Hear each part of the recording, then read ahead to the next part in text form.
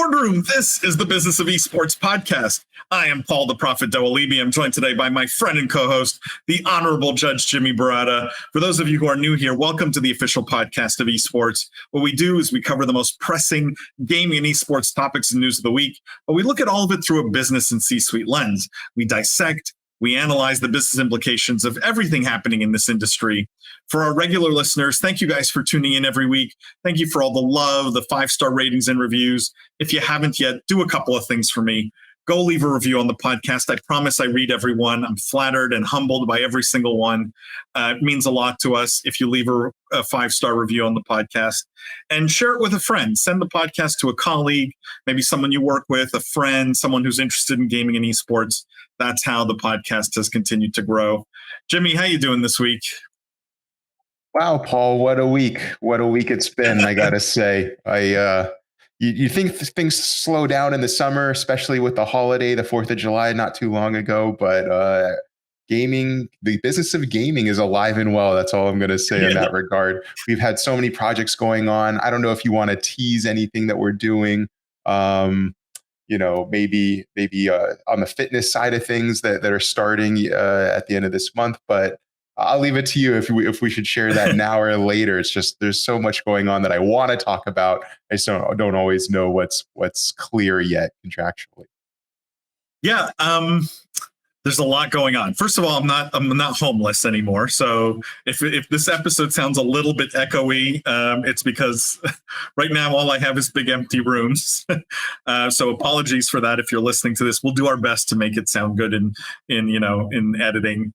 But also just lots going on. You're right. I mean, it's funny. I was quoted in this article, a good friend of ours at Digiday, great journalist, maybe the best esports journalist in the world, Alex Lee at Digiday, came out with this great article about sort of the esports winter, sort of echoing the crypto winter. And, there are portions of the ecosystem maybe that are tougher, but I think gaming in general is so much more recession-proof or recession-resistant than crypto, right? Like I hate that we get lumped in just sort of de facto with the crypto winter, because I really do think there are some key differences. And I highly encourage everyone. I think, Jimmy, you put it on your socials, and I know it's on all of ours. I highly recommend everyone go read that article, because Alex put together a really, really great article. Obviously, when people ask my opinion, I think it's a great article, but it is also a great article, independent of my opinion. If you want to tease the fitness stuff, Jimmy, I mean, look, because I think a lot of people don't know, we are by far, it's not even close, right? By far the leader in gaming industry content, in metaverse industry content, in crypto industry content, right? I mean, like the business and industry side. But a lot of people don't know that we also produce like a bunch of original IP, some of which hasn't seen the light of day yet. So it's maybe not surprised that people don't know that. But if you want to tease it a little like very briefly. Bush. Yeah. Okay. Very briefly. For our regular listeners, we had Knut, the Norwegian streamer and bodybuilder, on about 2 or 3 weeks ago. Knut will be starting a brand new series later this month called Camp Knut, where our first season, he's going to Austin, Texas to work with OTK Media, Mizkif, SFan, all the big time streamers that you know and love. And we'll be whipping these guys into shape. And maybe that's all I'll share for now. But if you're a follower of OTK, if you're a follower of Knut, check out their streams. I'm sure they will be teasing it, and you will be seeing it in no time. And we're very actively involved there. I'm super excited about that project. Knut, I mean, for those who listened to that episode, he's just such a fun guy. Good friend of mine. I just think it's going to be so much fun. Such great content. A little bit of a departure from what we normally do, but like I said, I think there's a lot of original IP in the works, and this is just a part of it. I will say, I'll tell by the time anyone listens to this, I may already be in Saudi Arabia. So if you're listening to this and you work in gaming in Saudi Arabia, would encourage everyone to reach out to me or to Jimmy on LinkedIn. Probably is the easiest way. because I will be out there. I will probably go check out the Gamers 8 festival there, among other things. So highly encourage anyone in that region. Obviously, I'm in Dubai now, but like anyone in Saudi Arabia to reach out. Would love to meet with as many gaming people as possible while I'm there. So lots going on, Jimmy. Lots, too much maybe. I mean, I'm not going to complain, but a lot going on. Someone who has a lot going on, actually, this is good. You like that segue. Someone who does have a lot going on is our guest this week. I love every guest that comes on this show, but they get better and better. I feel like we every single week just gets better and better, and this week's no exception. We have none other than Emil Vanjaka on the show. I know he's a fan of the podcast, but he's doing some very cool things in esports. And he's the co-founder of Able Esports, in fact, and also on the board of directors of the Quebec Esports Foundation. So doing a lot in the esports space. Emil, welcome to the Business of Esports Podcast. Hey, Paul. Hi, Jimmy. One of those regular listeners you always make a shout out to at the beginning of each podcast, but super pumped to be here with you guys. I'm super excited to have you, Emil. I would love for people who don't know you or maybe haven't heard of Able Esports, would love a little bit of your background, how you got into gaming, why you got into gaming, like what was the impetus to, because you're sort of in Jimmy's group, right? Ex-lawyer, reformed lawyer, recovering lawyer, but yeah, let's say recovering, current recovering lawyer. Not my choice today. But yeah, for sure. Background. I mean, my background is kind of two parallel streams. So there's the esports stream, and then there's kind of the whole lawyer stream, like you mentioned for Jimmy. So esports wise, always been into gaming, as many of your guests are, and you guys as well. So, parents got a computer when I was at a very young age, and my brother and I just played all the games our older cousin would get us for each Christmas. Eventually, Half-Life came along. Counter-Strike came out. The very first day it came out, I was at an internet cafe when they still existed because people didn't have high-speed internet. And I was just hooked on Counter-Strike. Been playing Counter-Strike for, 24 years now. So played competitively, built a little team locally, went, to LAN events, to virtual, Cyber Athlete Amateur League, Cyber Athlete Professional League. So that was a lot of fun. And then with all projects that I do, I always kind of want to get more involved in the space. So built out a few little businesses at the time, organized my own tournaments, my own leagues, got sponsors, built out platforms, websites, e-commerce stuff in esports. Eventually dropped out of everything that was esports for a little bit because of law school and being a lawyer, which I'm sure Jimmy knows takes up pretty much all of your life. But gained some great experience there. Worked at a couple of very large firms up here in Montreal, Canada, Norton Rose, Fasken, did some large mergers and acquisitions, but then focused on what I've always been passionate about, which was tech and startups. So helped a few hundred startups kind of go from incorporation to finance raising all the way to IPOs, helped them with their revenue streams and their business models. And then moved into a startup. So my 9 to 5 today is at a biotech company in Montreal. We do cancer research products, so for patients with leukemias and blood cancers. And as I went back into startups and as COVID hit, a little bit more free time on my hands. So jumped back into esports. I was always listening, I was always plugged into Twitch, but I wasn't in the space, so to speak. Saw a really nice opportunity in Canada, even more so in Quebec, of a space with a growing community, but nothing really happening. Well, I mean, Canada has a few projects, but Quebec, not so many. So saw a nice opportunity to jump in. A lot of the stuff happening in the US with schools at all levels getting involved. Now it's coming up to Canada. We're always kind of trailblazing the US. So helping out a lot of programs as far as academics go who want to get to that level but don't understand the space at all. And then more and more companies, businesses wanting to get that underlying, target market that's so difficult to reach, that want to work with esports companies, but there aren't any around, or again, not as approachable up here when you work through the American orgs. And then just as far as player base goes, giving opportunities to players that exist here that didn't necessarily break out. And Quebec was an interesting market, as I'm sure you know, Paul, just because it gives us a bit of differentiation. If we do focus on the French, less of a reach, but a differentiating factor. At Able Esports, we've been around for 3 years maybe now, and we've been able to partner with some really cool companies, Guru Energy, Public Energy drink company, Organic Energy, Bud Light from Labatt, MSI Canada. We've organized tournaments that are broadcast through our media partners on television in over 20 countries, English, French. So I've been able to do a lot by differentiating, by offering an underlying market that isn't necessarily directly reached through existing esports companies. But we took a traditional esports org approach at first, teams, content creators playing under our banner, and then diversified into organizing our own tournaments. We organize a monthly Valorant tournament, organizing our own podcasts. You guys were an inspiration for that. We launched a French podcast that covers local esports events at the beginning of the year.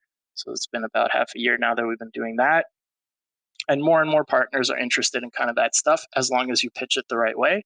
So we've had some success there, and we're hoping to kind of get to the next level, having some really interesting discussions with some existing media and entertainment companies, with some existing traditional sports teams who want to break out into it. Again, we've seen it in the US. It's coming here now, or in the last few years. So good timing. There's some stuff that's not so great timing going on right now, like economically speaking, but otherwise, no, it's been a great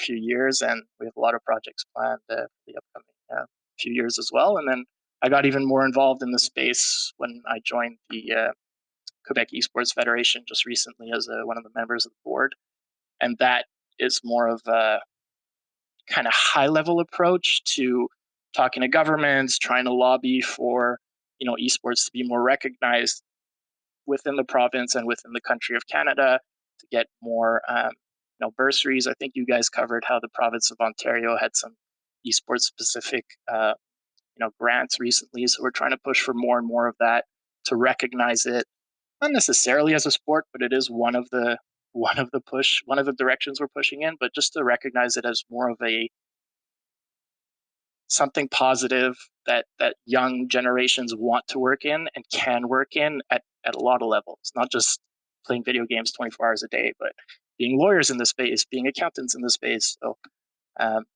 very, very cool projects, and we're moving in the right direction. We always want to move faster than we are, but I think that's what helps us move forward too. Emil, you've accomplished what I think probably a very large percentage of our listeners would love to accomplish, and I'll start with sort of a very big generic question, which is, you built an esports business while still having a day job, right? And I think for a lot of people, that's sort of the dream, right? Like the idea that I can still pay the bills, but still do this thing I love, and that thing that I love turns into something interesting. Any advice? Like, I always think it's interesting to tease advice, insight from people who've done something. And a lot of our listeners, I'm sure, would love to do something similar. What were some of the keys for you, things you learned, insights, takeaways, anything that you can share? Yeah, a few things. One is obviously efficiency and time management, which I learned as a lawyer as well, was very, very important. And through my studies, I did a lot of things while I was studying my MBA, my master's in law, did like those simultaneously. So time management, efficiency, do things well enough to get the impact. Nothing has to necessarily be perfect, at least not the first time you do it. A lot of people get stuck in that, I want to launch this, but it has to be perfect, and then they never launch it. Our first Valorant tournament was good, but it wasn't what it is, a year and a half after.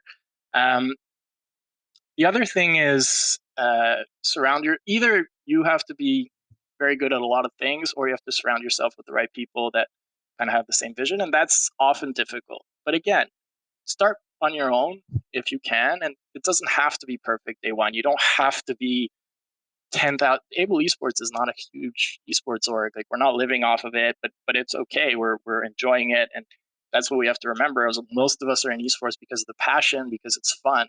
The day it stops being fun, even if you are making a lot of money, honestly, I don't know. It's not something I would want to be in. And then I go back to our approach has been this community, grassroots, organic driven growth. Some people want to grow very quickly, don't know how they're going to do that. We're okay with growing less fast. We don't, that traditional esports approach of just burning cash to grow without, how is this going to work in the end? A lot of people jump into esports orgs and they spend thousands of dollars that they're making with their full-time job. And then eventually they're like, well, this isn't fun. Plus I'm losing money and nobody wants to sponsor me. So we've always just used the money that we can go get. And how we went to get that money is differentiation. Again, I know you guys have talked on the podcast, like, why would you geographically differentiate yourself as an esports org? And I completely agree with both sides of that argument. I'm not saying that's how you have to differentiate. I'm saying you have to find a way to differentiate, because a sponsor, especially endemic sponsors, are going to say, well, why would I give you money? And you have to have an answer to that. It can't just be, oh, I have 1,000 followers. Well, yes, so what? So differentiate yourself and then prove to them that it's something that they want. We started with all our partners with a very low to no risk commitment. We came up to Guru Energy was one of our first partners. We came up to them and we said, listen, let's do a short-term partnership, 1 quarter, 4 months, 3 months, whatever it is. Give us very, very little, and I'll report to you at the end of that. And a lot of what people don't do is report back. They ask for money, they do the thing, and then they ask for more money.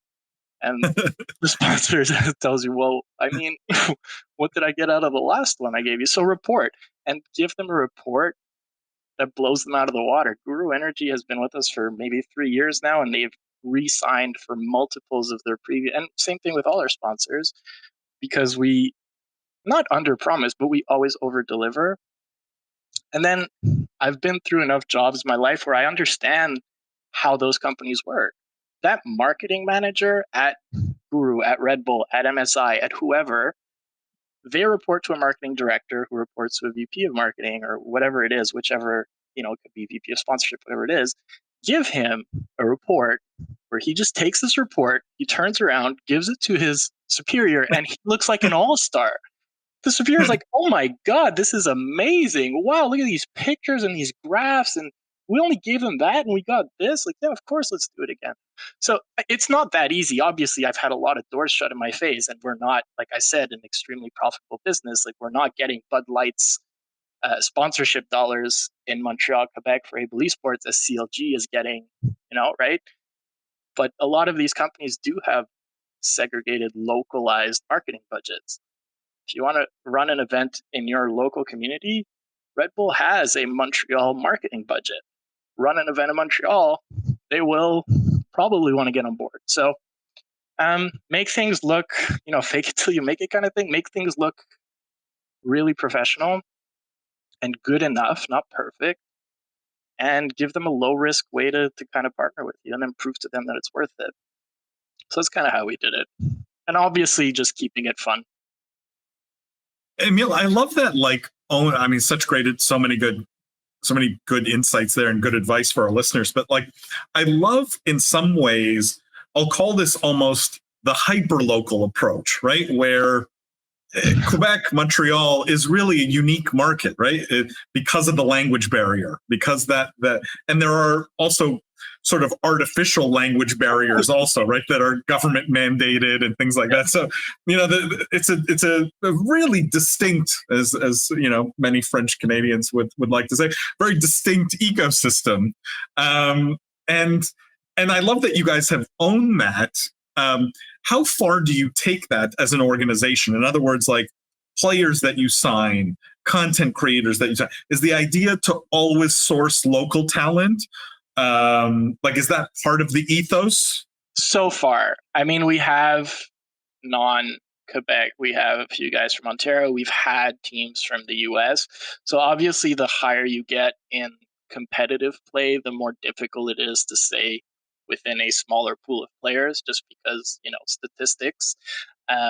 But we try to stay local for many reasons. One is obviously differentiation, but the other is that we do believe in kind of giving a platform to those players to hopefully break into, higher levels. And our approach isn't, there are different approaches to to esports, and I loved what G2 had posted, or the CEO of G2 had posted a few weeks ago, that winning isn't the first thing; it's the second thing that comes after storytelling. So whatever story you want to tell is up to you. We've chosen, this local players growing up and blowing up in local events and getting to those bigger and better teams. But that story can be anything. And same with the differentiation. This is the way we went, but you can differentiate on multiple facets. You can go into, coaching, academics, which we're starting to break into. So we've taken it fairly far. I don't think it's a hard line for us, but we'll do it as long as we grow to a certain level, and then it'll kind of break out. We're looking at a lot of interesting local discussions or potential partners or whatever you might have it. Local traditional sports teams are looking into breaking into it. Montreal Canadiens, for instance, who invested some money out in Ontario and Overactive Media, I think it was last year, because there is nothing here to invest in. I think the Vancouver Canucks were looking for a VP of esports, or still are, because they're in their Overwatch league. And there are some really cool synergies. I don't love to make the parallel with traditional sports that much, but there are some really cool synergies with those businesses. A standalone esports org as a business model today, I don't really believe in, to be honest with you, or at least not the way it's been driven by most esports orgs. So those synergies are interesting. And media companies too. I mean, if you know them, fairly locally, Québec Esports, which is a huge company, they own, Videotron, an internet service provider. They own a minor league hockey team. They have their own stadiums, their own theater, stages. I mean, those synergies are ridiculous with esports, right? You want media and entertainment for the upcoming Gen Zs? Like, that's where you need to be, according to me. So there's still that educational piece, because a lot of these businesses are being run by, no insult intended, but, gray-haired, and I'm getting gray hairs now too, but people of an older generation that kind of still have this view of esports that's like, what do you mean I want to get into gaming? And then you start showing them why, and that story starts making a lot of sense. But anyway, went off on a tangent. But yeah, so far we're focused fairly locally. It's been working for us in many levels, but it also holds us back as far as competitiveness of teams, and as far as sponsorship budgets too. It's kind of a double-edged sword. We've been able to get sponsorships as a fairly small esports org, at least at first, because of that differentiation. But then if we keep only selling a small market or underlying market, those budgets have a cap too, right? Yeah. So I want to jump in here because Emil, I think it's just such an amazing story that we're getting into. Having a 9 to 5, but starting a passion or pursuing a passion. So many of our listeners are working professionals in the gaming industry, but so many also are in adjacent industries that are looking for this type of inspiration, this type of roadmap, and want to follow, I think, the success you've had. And obviously we've talked a bit now about this hyper local approach, and you had mentioned, maybe not burning all of someone, all of your cash from your 9 to 5 into the passion. I'm curious, for you guys, you mentioned tournaments and things of that nature. What were you, and you'd also given great advice about, just starting, picking something, making those mistakes, but then improving from there. For someone that's looking to follow their passion, whether it's in education, esports education, whether it's in organizing tournaments, creating something competitive with a roster of players, for you guys, where did you exactly start? What were those first early days? What were the first 2 or 3 projects, the ones that you had the rough learning curves? Saying just start is great advice, but I want more of the Emil story on where you guys started. Yeah. Your early days. So I co-founded Able Esports, and kind of the story behind Able is my co-founder, Emil Vanjaka, who actually he started Able Esports, and he started Able in the way that most clans or teams start. There's a local LAN event. I think it was in Ottawa, the first one, and you got a group of players that were decent local players, and they printed out jerseys and they went, and they did that a couple of times because it was fun, and that's where a lot of esports projects start, because it's fun, because we have a passion for it. So they did that a few times, and then eventually they started getting some results. They started getting some interest from, at the time, I think it was Dell that had approached them, one of the first who was at those events. And then simultaneously, I was getting back into the scene. So we had met up through some local events, Mega Migs here in Quebec, and through some people that we knew. And I was coming in with a business mindset, which I have, and I think there is an opportunity for it. Although, again, don't get into esports if you want to make money. It's not where you want. There, you can make way better money elsewhere today. But I came in at the same time, and then we just decided to structure it together. And it started as a passion project, and it's fun, and it still is. Like, I do Able Esports. I put my time into Able. My revenue, my 9 to 5 compared to, I don't pull any revenue from Able personally, is not comparable. I do it because I enjoy it. And, I have 2 kids and I have a dog and a house. Like, you have to find the time for the things that you like, but that's something that I'm very passionate about. And the more I do it, the less I play video games, ironically. But, as most of that's the case with everyone. Yeah, exactly. Exactly. But yeah, it started as a little project, and it kind of goes back to what I was saying. I don't think you should start an esports org or a clan or a team. I don't think you should start with the vision of, I want to be the best, I want to be the biggest day one. Start it because it's interesting and grow it, with time. If you want to throw a bunch of money at it because you have a bunch of money, like, absolutely go for it. But then we've seen the sustainability of that kind of across the industry. If I wanted to get into esports more for the growth and the money, I'd probably be in a tech play. I mean, those are the plays that are easier to grow and easier to expand without that rapid growth that most investors are looking for. And if you want investment in an esports org today, I mean, good luck. People are doing it. But FaZe got their SPAC this week, and I think Xset just raised its Series A. Yeah, today, and they're already down like 30%. But anyway, yeah, that's another story. You can find money to do that, but what I haven't been in these companies necessarily, but from an external point of view, they seem to have, their business model is just, I'm going to just keep raising indefinitely, and there's none of that kind of, well, where do we become profitable? Where is my return on investment? And if you want, there's different ways of getting into it. If you want to get into it because of passion and because it's fun, then make sure it stays fun, or at least for a long time. And if you want to get into it for the money, well, get some really good coders and a really good idea and build something tech, because I think that's where the money is in esports in the long run. But gaming is a much better industry than esports for money.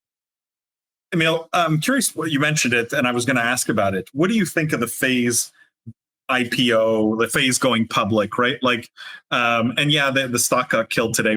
Most people know we record on Wednesday, so today is the day FaZe actually got publicly listed officially. What do I think about it? Well, what do you think of FaZe's chances? I guess let's put it, I don't know how else to say it better than that, maybe. And also, like, do you aspire for Able to follow, that path? Or how do you see sort of the next 5 years for Able, right? Like, is it? Good questions. So no, I don't aspire to follow many of the, you look at the Forbes list, and many of the quote unquote successful esports orgs approaches to how they've grown things. One, because the timing is off. Like, what they have done is very difficult to do today because the hype and the money isn't there to just burn. And I think that's a great thing. But I've never been a firm believer in, in acceleration money. If you have a plan and have kind of an inflection point, but I've never been a firm believer in just throw money at me, I'm going to spend $5 to make one. Like, yeah, it's very impressive that, I love all of these companies. Don't get me wrong. Like, I'm not here with Able Esports trying to bash FaZe or anything, but like, overactive media is, oh yeah, we've doubled our revenue from last year, but we've tripled our expenses. So it's, it's a counterintuitive business model. What do I think of their SPAC? I mean, it's not like, legally speaking, it's not something I've seen very often. To me, it's a bit of a quote unquote shortcut to that, or it is, to going public. And it is. Yeah, by definition, it actually is a shortcut. Exactly. And I was very surprised that they waived the kind of that think it was the cash on hand that they waived, which actually made it possible because they weren't hitting the milestones that they promised. So that's more than just a flagrant red flag to me, but fine, we're pushing it through. I'm not surprised at the 30% drop today. But what I'm afraid of is how it's going to impact the market. And the esports market is already tough to go get investment. It's already tough to get decent, intelligent valuations. But maybe it's a correction that we need, right? Maybe people have been flaunting these impressions and these huge numbers that at the end of the day, if you really sit down and look at them, like, are they worth as much as we're saying they're worth? In my mind, we're early on in this industry. We're very early, even though it's been here for a while. We're early. It's chaotic. Nobody's kind of quote unquote figured it out yet, and that maybe has to be reflected in this downturn that's upon us or right around the corner. And everyone sees coming, might come and correct even more of that. You're going to see a lot of these esports orgs have trouble raising because it's their model to raise. If you have a runway of 18 months or 12 months and you can't raise at the end of that, well, I don't know if it's over, but you're in trouble. So all of these things combined might be the right correction, and it might kind of wake people up. You guys had Arnold, I think, from Gen G in one of your latest episodes, and I love that episode. Probably one of my favorite ones, if not the Arnold favorite. is so smart. My God, everything that he was saying, I was just kind of nodding my head and like, oh yeah, exactly. So, what do I think of it? I think it's cool in one sense that I can say, hey, $1 billion valuation for FaZe in my pitch decks, but then anyone who understands that is going to be like, yeah, but wait a minute. I'm not so sure about that number. So I think we need more of that, like more people checking themselves in their pitch decks, more people checking themselves in their business models, their valuations, and it's starting. Esports was built from passion, and now we need a little more people with external experience and knowledge, more lawyers, and I'm not a fan of lawyers, but more lawyers, more accountants, more people from finance backgrounds coming into the space and kind of checking, like, this doesn't really make that much sense. And now let's calibrate, let's get to a place where it starts making sense. Maybe the face back is one of those things. But look, at the end of the day, can you even call FaZe? FaZe is not, in my opinion, an esports org, right? And they don't even brand themselves as media business, right? Like less than a third of their revenue comes from esports, right? So yeah. And I think Arnold said the same thing. I think to be successful in esports, you do have to have a successful model outside of esports as well, if you want to be kind of very strict on what esports are. But no, it's super, super interesting time to be in esports. I kind of jumped in because I love the fact that nobody has figured it out yet. That's a super interesting business problem or challenge to navigate. So if you kind of have the right approach and aren't afraid to take a few risks or aren't afraid to take a slower approach, like, by all means, get in here. So this is definitely leaning into an interesting area of what you do, Emil, and I'm curious, Quebec Esports Federation, and the conversations you're having, your recent perspective that you shared on, figuring out esports, what it needs to become profitable, what businesses need to be doing. So obviously we've talked about your personal background, you're following your passion and creating what essentially was a side hustle that blossomed into a successful and fun pursuit for you. But now with your recent posting on the board of directors, for this esports federation, what are the conversations? What are the problems? What are the insights that they're asking of you to solve for Quebec and your community? Yeah. So first and foremost, one of the big challenges right when I came in was coming to the end is a bit like Paul mentioned, Quebec is kind of always its own thing. And for esports, a lot of it was coming from some of the regulations we have here around gambling. So esports players from Quebec were actually traditionally couldn't compete in international tournaments because it was considered gambling. So that was one of the big projects that the Quebec Esports Federation had, was to start at least letting our players play in bigger tournaments. There are a couple that are still holding out, a couple of big ones. I think Blizzard was one of them. But anyway, that regulation has changed, so they've done a great job with that. Our main focus is today, with respect to the government, is just to find a way to get grants for esports projects. We're taking one approach, which is recognize us as a sport, or at least recognize us in a way that we fall into this sport and hobby bucket that the government has for projects, so that we can make blossom certain projects like Able or like other project community projects that need that kind of funding to get off the ground. And we're working with a lot of schools, a lot of universities, colleges, high schools are getting into esports. In the US, it's, you know, fairly advanced, and here it's starting up fairly well as well. Colleges here, we have what we call CJEPs. We have a league, so we organize a league. We're kind of the umbrella company of the league underneath. So we have a high school league, a college league, and we're starting a university league.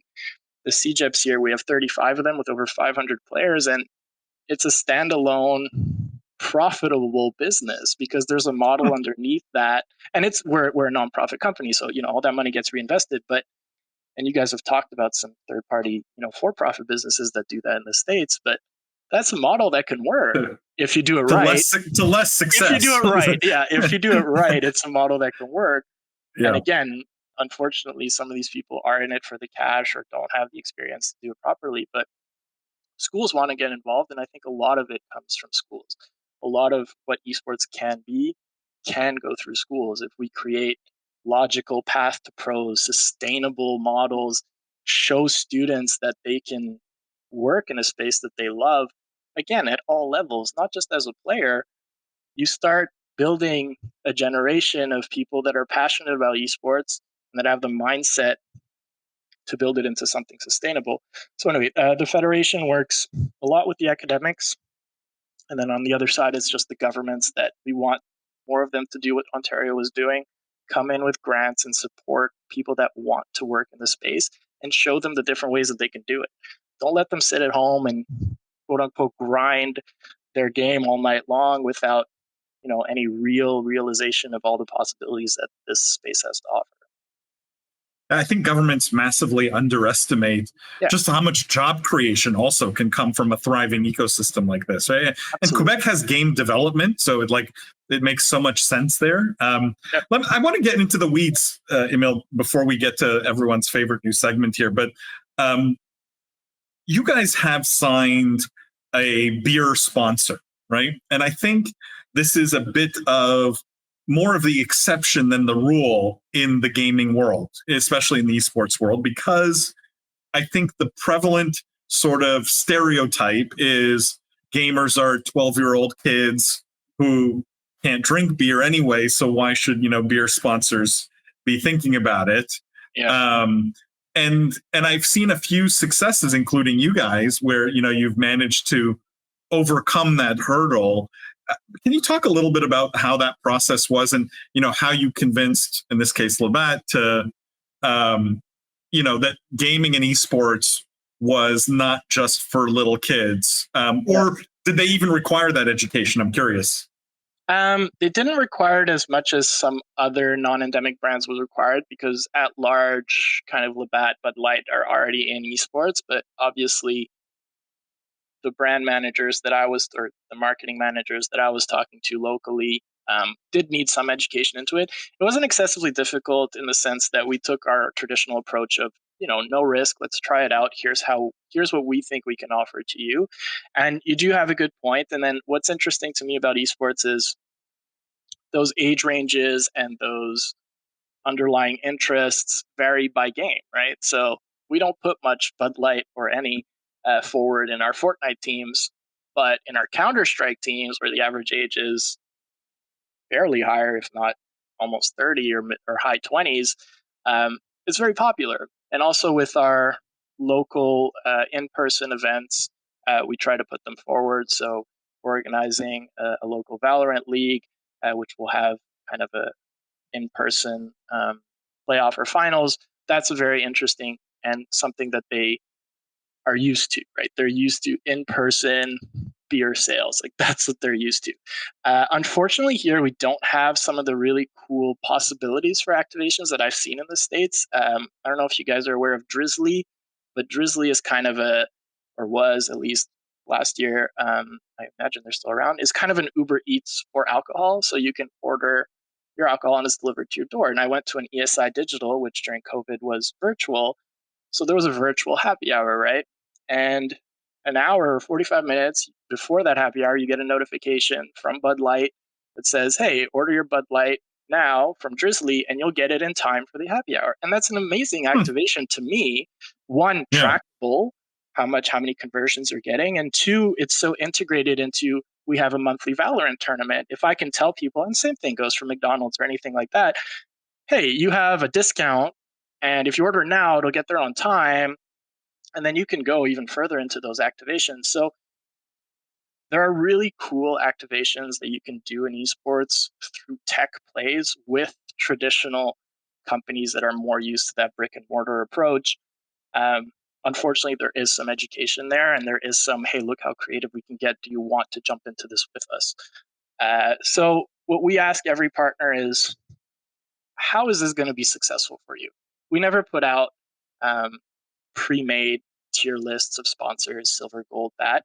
We say we want to understand what you want to get out of it. So Bud Light was, beer sales, which is normal. That's full funnel conversion.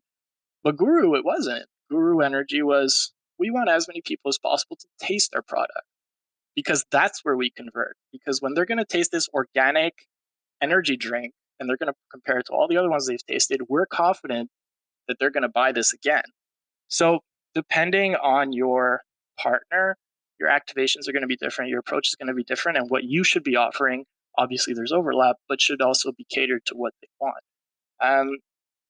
So beer was an interesting challenge. We have an iRacing team, best in Canada, and iRacing, you can't put alcohol on the cars, but we can put the non-alcohol version of Budweiser on the cars.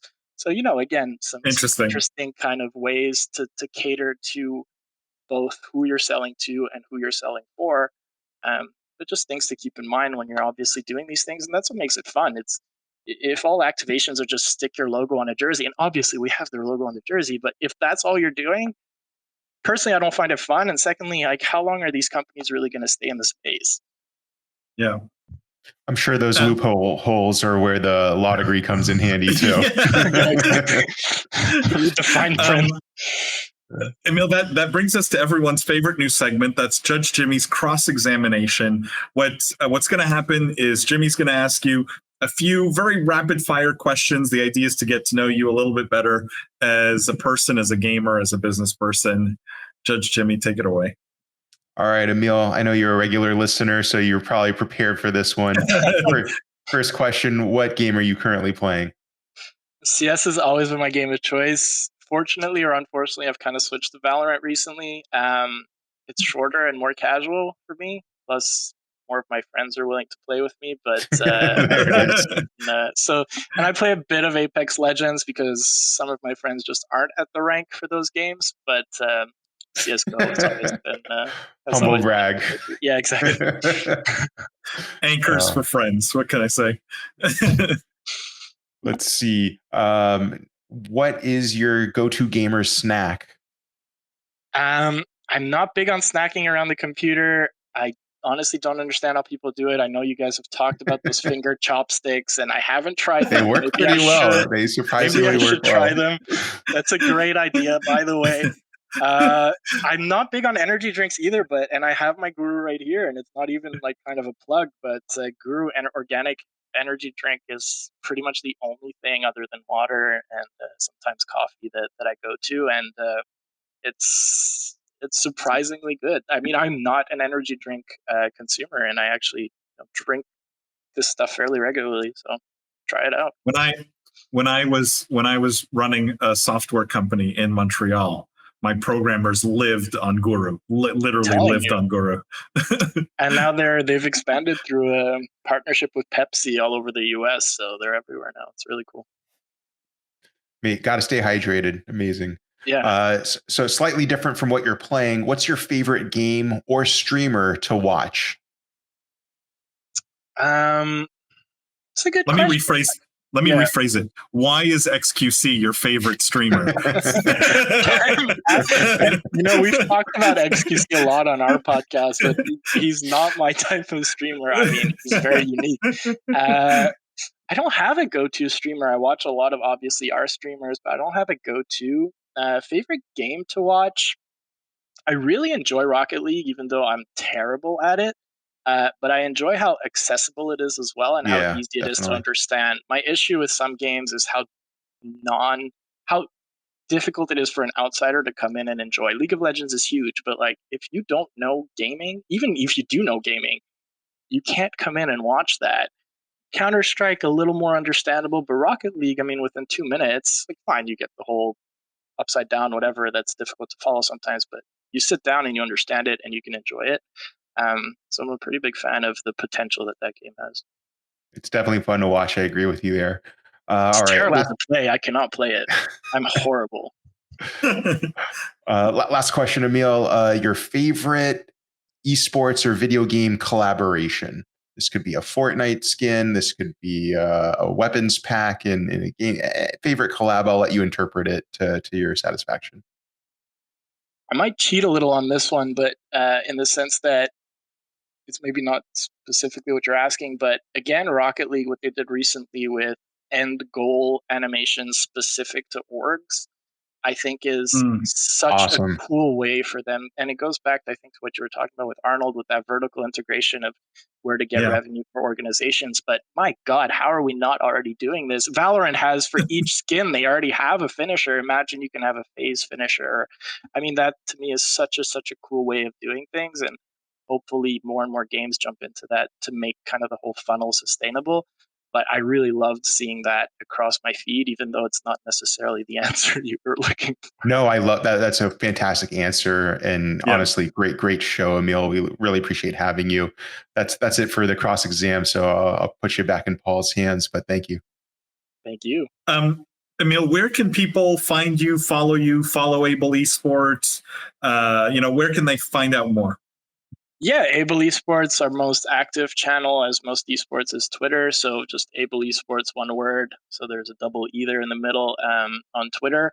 Myself, for the esports side of things, Able_Mil, so MIL, on Twitter again. And just more professionally or more generally, LinkedIn, Emil Vanjaka, the only one with that name out there. So not too difficult to find. And otherwise, we're on all socials, but I think Twitter and LinkedIn, best places. I love the differentiated approach you're taking, Emil. I think you're like the absolute perfect case of like someone who can succeed in esports while still having a 9 to 5. I mean, it gives hope, I think, to so many people who are passionate about the space. And I hope that everyone is inspired by someone like you who's done it. So incredible story. Love what you guys are doing. Thank you for being on the show. Jimmy, thank you as always. Obviously, to our listeners, just a couple of housekeeping points. One, make sure to tune into our live stream, guys. It's at a new time. We do it every Wednesday, 2:30 p.m. Eastern time. It's like doing a work webinar during the day, so you shouldn't be missing it. Tell your boss you're working. Tune into the live stream. It's so much more fun when you guys show up live. And also, make sure you subscribe to the Business of Esports and follow the Business of Esports everywhere. We're on Instagram, on TikTok, on LinkedIn, on YouTube. I know I'm forgetting a million other platforms, but we're everywhere. It's all Business of Esports or Biz Esports. We really appreciate you guys listening, tuning in every week. Emil, thank you guys. Thank you, all our listeners. Don't forget, guys, the most important thing, the future is fun. We'll see you guys next week.